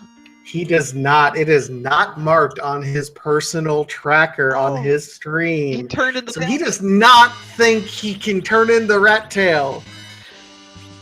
That is a tricky thing. The hook, whenever you find it, it doesn't sit in your inventory like the other key items. Crystal, Darkness Crystal, Earth Crystal, every other key item you find takes up an inventory slot. The hook is just automatically applied to your airship. So it's very easy to forget about it. It is literally the worst thing you can do is forgetting that you got the hook. Because he's checking every treasure chest at this point in time, hoping beyond all hope that he finds the pass. He's going to these chest dense locations, Sylph Cave, Fey March, things like that, hoping to find a pass. And here's the thing, the one pass we know about is from Silver Star, who got it whacked behind the hook. Also true, it's quite possible that all three passes could be hidden there in Cave Evelyn and Upper Babel. There are enough spots there. I don't know what kind of, even a random distribution would make it highly unlikely that would happen, let alone if Board Phase has some safeguards to make sure all three of them are kind of spaced out. But yeah, without realizing that hook, Christopher could be in for a long night. It's gonna be rough. Meanwhile, go for it. I was gonna say, meanwhile, Neon Grey about to start their Gygamus fight. Coming in for a second round. There was a quick question in the chat about passes being on the moon. They will not be on the moon. So yeah, Earth. This is one thing I'm not sure about that I need to actually ask at some point, and that's if they can be in the Giant of Babel. It's not technically the moon. That's a great question, and that might be a board-based question. Mr. Ubik, it says it on the site when you go to the details, and it explains B2 be in 3 non-moon chests. I think at this point, Christopher knows he forgot something. The problem is he doesn't know what he forgot, so he's going with what he knows, which is super rough. Oh wait! Christopher apparently only got Sheila one item, because you can't do the pan a second time. So perhaps that may have been a flaw in our tracking. Or just maybe it was only him getting Sheila 1 and not Sheila 2. Oh, Sheila 1 is Hook. Okay. Thank you, UA. I wasn't trying to besmirch your good name or anything. I was just shocked that we were back here bonking with the pan. Absolutely. So both Neon Grey and Kinda Nerdy Housewife are simultaneously on Gygamus. Man, Neon Grey is doing work with that Crystal Sword into Avenger Cecil, plus Lip Bolt Edward at 9999. This is going to be pretty quick for Neon, I think. Kinda Nerdy Housewife in a little bit more difficult of a position at this point. So So this should come down to the wire between these two. Very exciting finish for these two. Admittedly, if you just look at the HP totals, it looks like Neon has a bit of an advantage, but strategy can account for a lot in this fight, and although those lightning bolts are doing extra 5,000 damage, they're also eating up time with those counter nukes. Big shout out to Chakasura, our 7th place finisher, who just finished 10 minutes later, 1:19.52. With a time like that, and given how skilled Chokosura is, wouldn't surprise me if he did take that bait that ended in the pink tail, and then also had to go find the darkness crystal. Didn't escape that fate like Silver Star did, if I had to guess. More than likely. Question in chat: how did Edward get 9,999 HP? Quite simple. Neon Gray cheated. No. Not at all. No, what ends up happening in these sorts of cases is with these S4 flags on, Neon Gray found either silver or golden apples. I believe she used gold, or they used golden apples. I apologize. To buy a bunch of them and just pump up Edward's HP, which is super great when you have lit bolts or blizzards.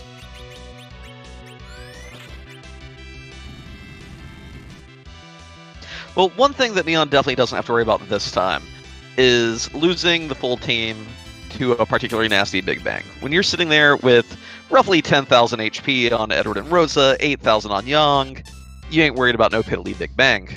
However, Kinda Nerdy Housewife does still have to worry about those HP numbers. Absolutely. This is coming down to the wire between Neon Gray and Kinda Nerdy Housewife.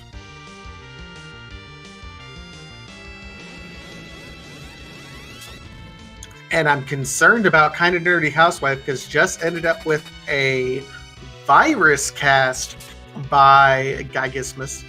And the issue with virus is that does instinctively mean that you're not doing DPS fast enough to really get into the second phase of the fight. Means it's kind of the virus is the stick that Gygismus points or Zeromus pokes you with and says, "Hey, hit me harder."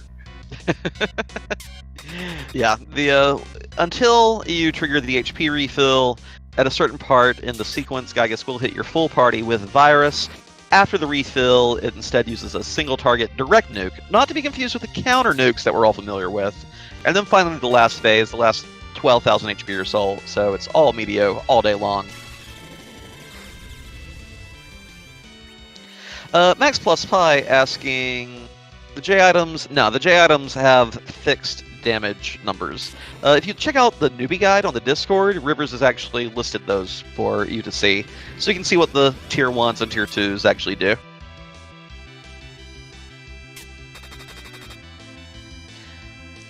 Well, this fight wraps up. We did have an 8th place finisher, Zilch, wrapped up the scene with a time of 1 hour, 22 minutes, and 31 seconds. Neon, meanwhile, has entered Meteo phase. Crystal Sword, all these big power items should be finishing this fight pretty soon as well. The swag strats really working for Neon Gray, making Edward do work, honestly. Oh, but does not get the final hit with Edward. Finishes it off with another Crystal Sword Avenger Glitch swing by Cecil. Neon Gray has finished in 9th place with a time of 1 hour, 23 minutes, and 20 seconds, barely sniping our 10th place finisher, Akir, who finished with a 1:23.25. Only 5 seconds of difference between the two of them. Absolutely. GG Neon Gray. Meanwhile, Kinda Nerdy Housewife eating a full power Big Bang that did work the party over a little bit, but already had that Cure 4 ready to go with Rosa. So she's still in good shape. All things said, with this item set, when you have apples available to you, even Edward is viable. But even without Edward and without apples, this has not been a bad party to get for a C3, has it? Not really. Pretty good team. I always like seeing Cecil, especially if Crystal Swords are out there. But we are joined by Neon Gray. GG, Neon. Hey. So, before your next G0 seed, you gonna practice that duplication glitch before the race? Yeah, that You know what? I'm usually pretty good on that, but I completely blanked in my head that it won't work on a two-handed weapon. And, well, Yeah, and then when you try to do it with the arrows, it's like, no, don't click the arrow. You've got it. Click the bow. Click the bow. Oh, it was a little heartbreaking, but it paid off for you. All our other racers did not do that. They immediately dove into Baron, went ahead and started saying things. But you were like, no, I will buy all the things, and you did a great job showing it off for us. How did you feel about that seed? Kind of a nasty couple of item chains for a K1, you think?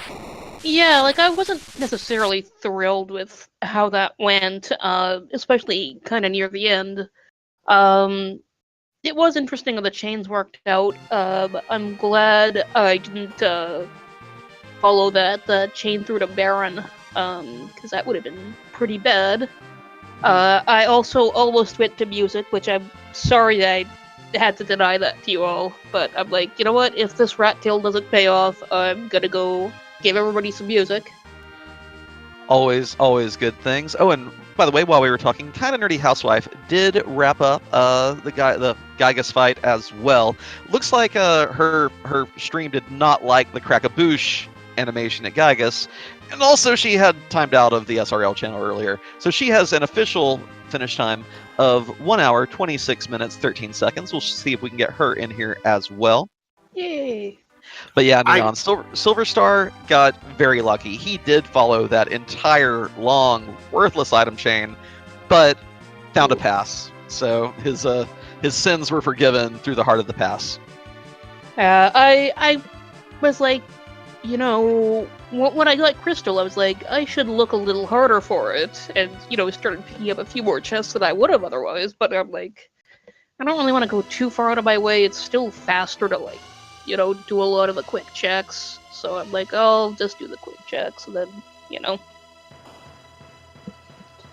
Yeah, you and Silver Star both were just frame for frame together in Dwarf Castle at some point in time, and it was just torturous watching you two, and then knowing as soon as Silver Star got that crystal, he had the pass from Eblin Cave, and then there was there was a lot more that you ended up having to do, and it was real close up until that point in time. I want to say I absolutely approve. You talked about your swag Edward strats before the stream. I approve. That was awesome. I was so mad when Cecil sniped the last bit of damage on Zeromus. I was really hoping for Edward to get the kill credit, but Paladins with Avenger glitches. What are you gonna do? Yeah, and honestly, with that, he's doing as much damage as the bolts are cranking out. There's no reason not to just crank him up and let him go. So. Absolutely. Well, GG again. Thank you for giving us a show, a bit of a glitch showcase tonight. Sad we, of course, didn't have a black mage to make the warp glitch happen with the freebie in Sealed Cave, but I guess that also helped you avoid going down a bad rabbit hole. Yeah, and that's the only reason I didn't go to Dwarf sooner, because I wanted to see the full party just to see if I'd be able to do that, and not this time, which I think Silver Star called, which, good for him. Good news, by the way, Christopher Workin has found a pass. Completely forgot, apparently completely forgot he had the hook, but he found a pass in one of the watery chests between Baron Town and Baron Castle. So Christopher Workin will finally be able to go to the Zeromus fight. Very happy that he found that, especially since we know one of them was behind the hook, which he apparently forgot he's in possession of. So that's going to save his bacon, more or less. GG, Christopher Workin. He's on his way. He's fully set up to be able to take on Zeromus at this point in time. GG to him. We're still working on getting Kinda Nerdy Housewife in here, but Neon Gray, GG on second place in those being featured. Well, you know what? That's a perfectly fine place to be. The Silver Star is, of course, really good, so I'll take second to him, no problem. You also bounced back really great. That first Aromas fight, when Sid couldn't even get a Silk Web off before the Big Bang hit, it was like, ooh, that's no good. Yeah, like that, those big bangs were coming so fast. I was like, no, I'll just Oh no! Did he ditch the pass? Wait, did he hit right trigger instead of picking it up? I think he did. And Oh, he can't no. go back and get it. Reset, Questifer, reset. I don't know when the last time he saved. Oh no. This is torturous. Oh no, his last save was at 8 key items. No, it's Oh. 14. He had 14 key items. Oh no. No. Oh. Save right outside of Troya. Oh no. He's double checking his inventory. It's He not came, he there. threw it away, came to Troya, and oh. So this is a restream that we are guaranteed Quest for Working is not going to see, Because I would be just embarrassed myself to check. Oh, you have to. This is another reason why you'll see me in these races. I will end up with a completely clogged inventory. I mean, admittedly, leak flags, we don't have to worry about finding the pass like that, but just the prospect of throwing something away, forgetting whether you had it. Oh, I can't imagine how Questifer's feeling right now. This hurts to see. And I believe someone in chat mentioned that we think our second one was in Sealed Cave, which Questifer could go to Sealed Cave. He has the Luca key. He could go check all those chests. There are a few annoyingly hidden ones behind trapdoors there, which we don't have to fight under this flag set. But with the last one being behind Hook and him forgetting he has Hook, oh. He's going back to think, no, I didn't. Did I? All our hugs for Questifer. He may be hoping to find another one. There are 3 out there. We have the benefit of our all-seeing eyes knowing where they are, but oh. Oh, the hugs. Neon, I'm sorry. We keep interrupting you. I'm sorry. No, it makes perfect sense. I mean, if it's something like this going on, you know, they're certainly more important than anything I have to say, because, wow, I feel for them. Well, there are still a lot of chests in the castle. We may have gotten incorrect information earlier in the chat. Maybe the third one's not in Sealed Cave. Maybe there's a third one hidden here. There's at least 3 chests right in the main hallway. There's 6 in the treasury. There's a whole bunch in Odin's Tower.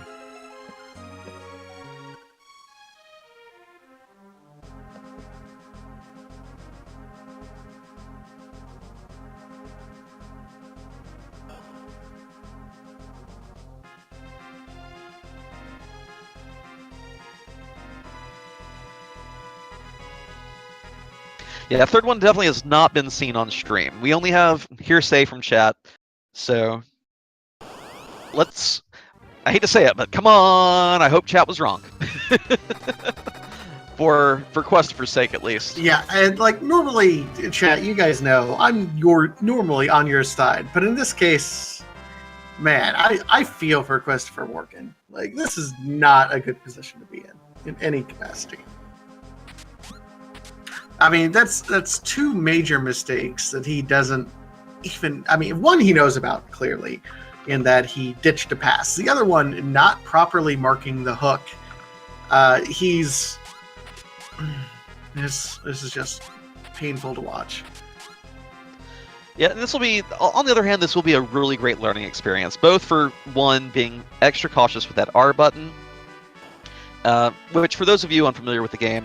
In Free Enterprise, you don't have to automatically pick up the item. You can hit R to discard it from the chest, and then pick it up if you want it. But the other thing is, especially on these K1 flags, paying careful attention to the spots you've visited, keeping track of how many you have.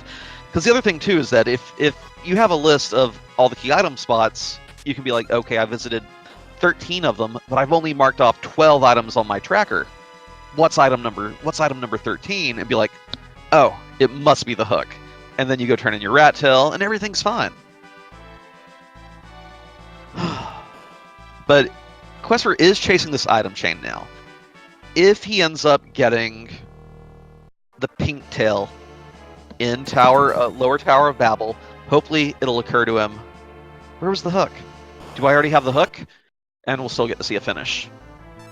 I mean, I think at this point, I would just check. I would, fly over to wherever the hovercraft is and just, press B. Like that. Imagine that. That's all it takes at this point.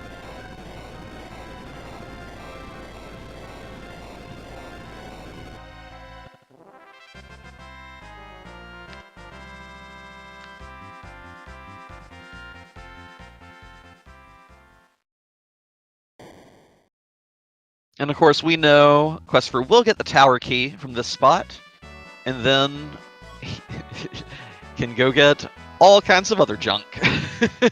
He's doing nothing but following horrible breadcrumbs at this point in time. To be fair, and let's be realistic to everyone in chat and to everyone else in this race, I think literally everyone else, if not in this randomizer, in another randomizer, has been in this position where you forgot to properly mark something on your own tracker, or you have messed up or something in the game itself, and it has put you so far behind. We have all done this. Absolutely. Absolutely. Yeah, when I cannot count the number of times when I was learning this game when I would do a practice seed and I would get the darkness crystal or I would get the pass and I'd be like, sweet, run straight to Zeromus, get in the fight, and realize that I don't have a crystal. Like you get so crestfallen, it's just like, oh yeah, my bad. My personal favorite though, to reference, I see UA talking about Link to the Past randomizer, was casual race I was doing with friends one night, and completely forgot to check the dam item, where you drain the water in south of Hyrule. It's like, there was such an exciting item outside that I forgot to go open the chest, and fell behind by about 40 minutes. I will top you on that. I forgot to check the back of Blind's Hut in Link to the Past randomizer, and that was where the hammer was. Ooh! In a tournament race. It was. I mean, that's what I'm saying. We've all done it. We've all been in that position where we've just forgot something, and it's something you can't. You will never forget that spot again. A, B, you start second guessing yourself. I think in later races, like it's like, did I mark my tracker wrong? Mm-hmm. Well, on the bright side, though, and this is what I'm keeping my fingers crossed for now, Questifer Workin will see the pink tail. He will know he has checked literally every spot except turning in the tails. At which point, you have to think, I have a hook. Why didn't I realize I have a hook? Let me go actually turn in these tails. Like, at least maybe he'll go try to pick up the hovercraft, and then... Oh, fingers crossed for you, Questifer. Fingers crossed. You know what? Everyone in chat, please, go ahead, hearts out, hearts, hugs, support, whatever you can, whatever emote you have, give your support to Questifer Workin right now. He needs it, absolutely. All right, here we go. Last key item spot, except for the rat tail turn in, has been completed. Just come on down here, get your pink tail, and let your mind be opened. Let's go. You just have to, meditate. This is, what, Gygus is the end boss for Zeromus. In this one, we got to do just like we do in Earthbound. Everyone pray, send your love to Questifer Workin. You can do it. We're all praying for his safe return.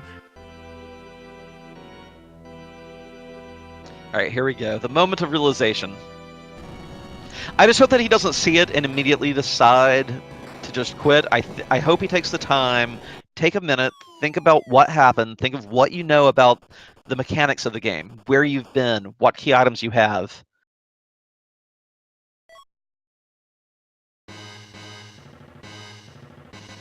Wah, wah. He's like, Lands on one of the two little spots by the crater. You can. Oh my god! You have the tail. You have the tail. Think about the tails. Oh, there we go. I mean, let's be realistic. That's all I think about is the tail. There there he goes. he's going to be probably a little annoyed with himself when he turns in the rat tail and gets the darkness crystal. But probably not as annoyed as when he realized he threw the pass away. No, that's a whole new level of hate for yourself. Here we go. Oh, turning in the pink one first. Okay, there we go. And Quest for Working is in go mode. It's like, oh, that's where it's been. Gonna get the adamant armor for good measure. You're here. Why not? Might as well. That will be his second adamant armor. Argent Rins, no, this is not a round of 16. It is not even the right flag set. This is just our weekly or our Friday community race. We do have 2 community races, one on Fridays and one on Mondays. So this is just our community members having fun, enjoying each other's company. And I see Kinda Nerdy Housewife has made it into the Discord. I'm going to pull her in to the voice chat. Kinda Nerdy Housewife, are you with us? I think so. Can you hear me? Yeah, there we go. Woohoo! Welcome. Sorry that took so long. I'm an old lady and I don't work the technology machine too good. Well, you worked your Zeroma's fight very well, so you at least got that going. I admit, I was worried when I saw in the SRL chat on IRC that you'd pinged out a while back. I'm like, oh, I hope she doesn't lose that much time. But I don't think anyone sniped you while you were reconnecting. Yeah, I'm like completely new to IRC. I need to figure out how to prevent that from happening. I wish I could tell you. I'm no IRC troubleshooter, but you made it back in. No one sniped your spot, I believe. How did you feel about the seed? It was pretty straightforward, actually. I was kind of upset when we started with Edward, but then we saw Rosa, and I'm like, hey, that's cool. I can work with Rosa. And she had a Artemis bow and samurai arrows right away, so I kind of worked that for the first half of the game. Yeah, when Edward got hit with that virus at the Lunar Dragons very early, we're like, oh no! But Rosa was just, with that bow, she was so fast that you're just like, dragons, whatever, I got this. Yeah.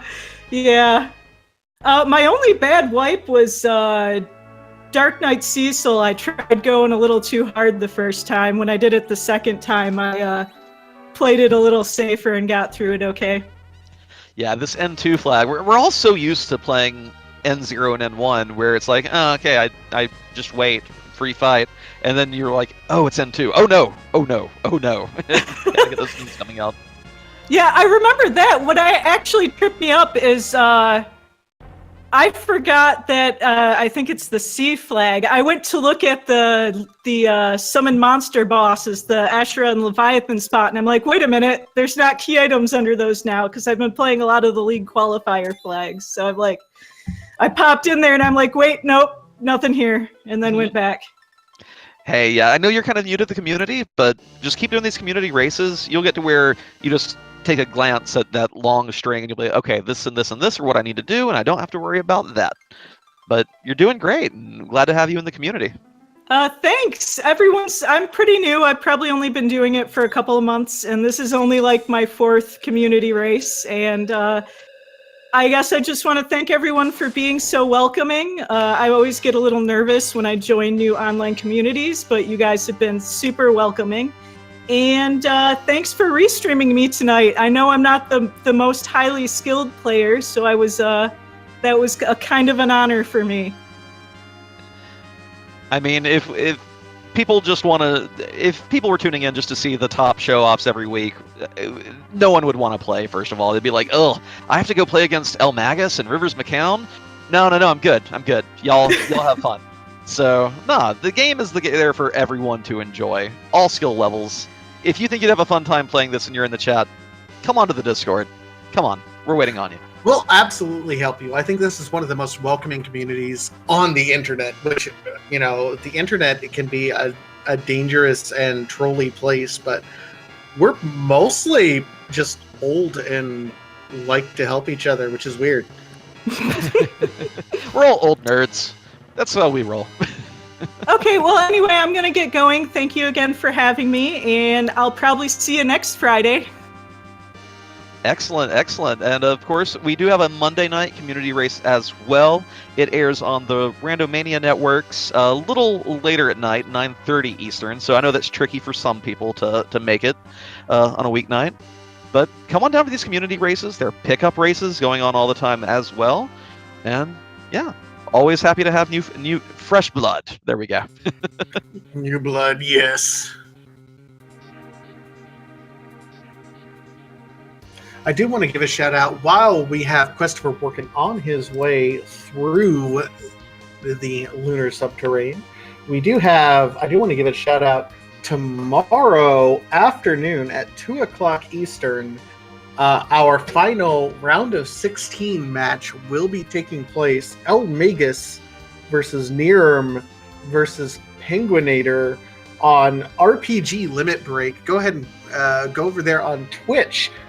2 o'clock Eastern tomorrow will be the final round of 16 match between those three amazing runners. Not to say that anyone who ran this race was bad necessarily, but that is the creme de la creme in the round of 16. The last one is eliminated. The final two will move on to the round of 8. Absolutely join us. Yeah, the everyone who made round of 32 in the league, amazing racers. Everyone who made a round of 16, just absolutely ridiculous. And to make it into that final day, I have no idea who's going to win tomorrow. It can come down to any one of those three racers, just depending on how the seed treats them, how it trolls them, what they have to fight their way through, what paths they take, what rabbit holes they avoid. It's going to be a good one, and I can't wait. Oh, absolutely. It's going to be amazing. And I'm so looking forward to it. 2 o'clock Eastern tomorrow on RPG Limit Break. Please join us. It'll be amazing. Meanwhile, Christopher working with the best name in the entire community. Hands down. Hands down. Is on his Pegasus. Gonna be doing work. His levels are set. Should be no problem. Yeah, I'm so glad to see him actually finishing off the seed. Had a little bit of a rough time earlier on, for those of you who missed it. Overlooked when Sheila handed him the hook for his airship. It's not an item that appears in your inventory. You don't realize that that's what it is necessarily if you're in a rush. You're trying to go fast. You're hammering that A button. You get your item. You're like, I don't know what I got. I'll look at my inventory. The hook's not going to be there. And then to have thrown away a pass just out of reflex is something that, with how much good loot is on the seed, you really are going to throw a lot of it away because it's just not going to work with your team. You don't need the money. And just to have that one instance of that reflex mess you over. But he pulled through. He followed another chain that got him back on track. Realized he had the hook. Wrapping up this Aromas fight. Very excited to see him wreck this Gygus.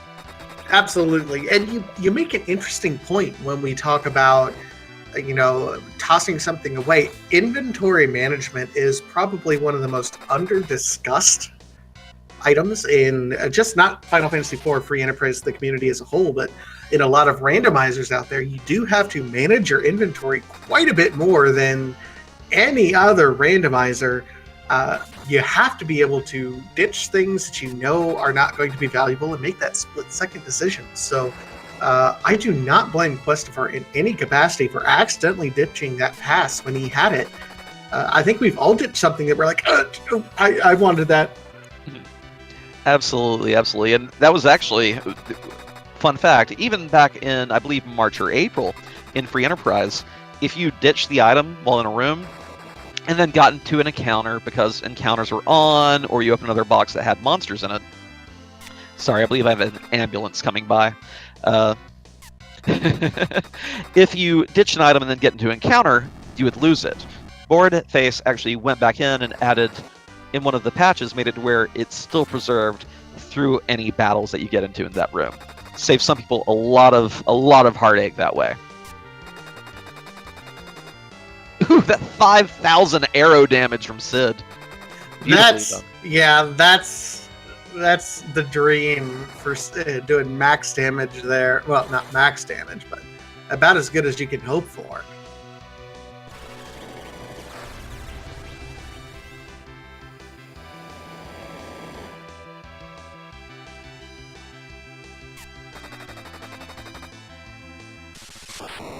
there you have it. Christopher Workin has closed out the race. Official time, 1 hour, 49 minutes, 41 seconds. Let's see if we can get him into the interview booth. Whew. GG, Christopher Workin. That was, chat, that one was on you. All your love and support really helped Christopher get through that one, I'm sure. And joining us now, Christopher Workin. GG. So let's talk about a couple things, sir. don't make him relive all the injuries. Yeah, that was embarrassing to say the least. So where were the other passes? Because I found the one and then it poofed on me. Where were the other ones? The other one we know for sure was in Cave Eblin, but you seem to have forgotten you had the hook, so you probably weren't going to find that one. Yeah, I didn't mark it on my tracker like adult. Yeah, Sheila, okay, help me walk through this here, Inven. It was Sheila, like, had the breadcrumb train to get the hook, right? Sheila won, not for bonking Yang, but Sheila's first item was the hook. The rat tail was, it's been so long now. The rat tail was the other half of the darkness crystal equation, obviously. Yeah, I don't even remember where that was. It was early though. Yeah, I think it may have been either. I don't want to say the incorrect thing. But yeah, you holding up okay, buddy? Does anyone want any tender chicken? Because I'm right about here. I have been beaten and pounded. That was... Oh, I almost forfeit when I found the pass and went to go and it wasn't there. I was mad. Yeah, that R button reflex is so hard to overcome. Just especially when your team already has everything you need. Like, oh, we have Artemis bows and arrows and adamant armor. I don't need loot. I need this pass, and then just swoop. Oh. That was. Hey, on the bright side though, you didn't forfeit. You stuck with it.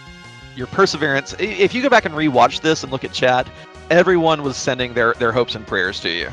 So, way to stick with it. Don't be embarrassed. It happens to us all. We were all talking about. If you want some company, we were all telling our stories of times we've gotten things. I've gone to Zeromus without the crystal before. Everyone's forgotten to forge the crystal on V1 before, and all kinds of other things. So don't feel bad. Feel good that you stuck with it and pulled it off at the end anyway. Yeah, I know. I'm just angry with myself for not finding the pass sooner. These P2 seats have been kicking my butt lately. Yeah, P2.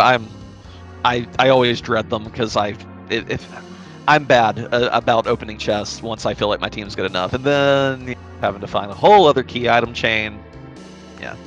So salty run back time. I would, but I am demanded elsewhere.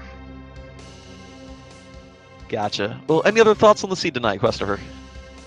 P2 can burn in hell. I mean, don't hold anything back, man. Say what? Don't hold anything back. Tell us how you really feel. Yeah, no, P2 can burn in hell. If there's ever a P2 seed and I try to join it, just kick me out. Just do it. And then remind me of this, and I'll remember why. Fair enough. Well, that's about it from us tonight. Do you have anything else to have, Atasia? Where's everyone going to be going tonight? What else we got live on the Speed Gaming Network? Oh, let me pull that up. But while I'm pulling that up, I do want to give a quick shout out to all of our featured runners: Silverstar6609, Kinda Nerdy Housewife, Christopher Workin, and Neon Gray. It is not easy to be able to be on Restream for hundreds to thousands of people online. Give your love and support to them by following them here on Twitch. That is the easiest way to support them. Don't forget trackers, restreamers, and our lovely commentators.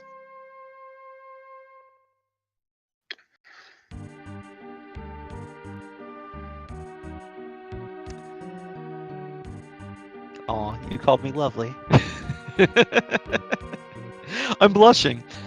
Yeah, I mean, big shout out to Unknown Availability for doing all the tracking for us, and Venerable, who my wonderful co-commentator, doing all the work and making things look good. And then, if you want to give me a follow, I suppose, I Y'all better be appreciate following you. Vitasia. I'm gonna go make sure I'm doing it right. If y'all aren't, Oh. what's wrong with y'all? But Serious face. over on the Speed Gaming Network, over on Speed Gaming 2, I mean, there's a lot of things that are about to be finishing up for the evening, but on Speed Gaming 2, here in about 15 minutes, there is a Link to the Past fall qualifier about to start over on Speed Gaming 2. And then over on, I believe that is Speed Gaming 1 at 11 o'clock tonight, there is the Super Metroid Weekly Race 80% going to be going on Speed Gaming 1. So wrapping up things for the night, but that Link to the Past fall tournament qualifier, I think is going to be the big thing for the night. You might take part in that. Oh yeah, I definitely have a name or two that I'm rooting to qualify for that tournament. So I'm sure you all have a friend or two who's competing in that. So sounds like a good Friday night to me. Definitely.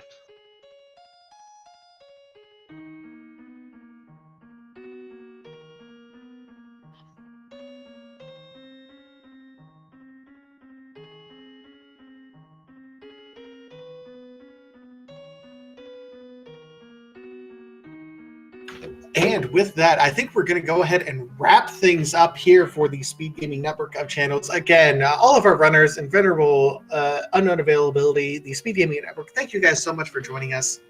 Don't forget the over on RPG Limit Break, the round of 16 finale going to be going on tomorrow at 2 o'clock Eastern. We're going to go ahead and finish up. My name is Vitasia. And I'm Invenerable.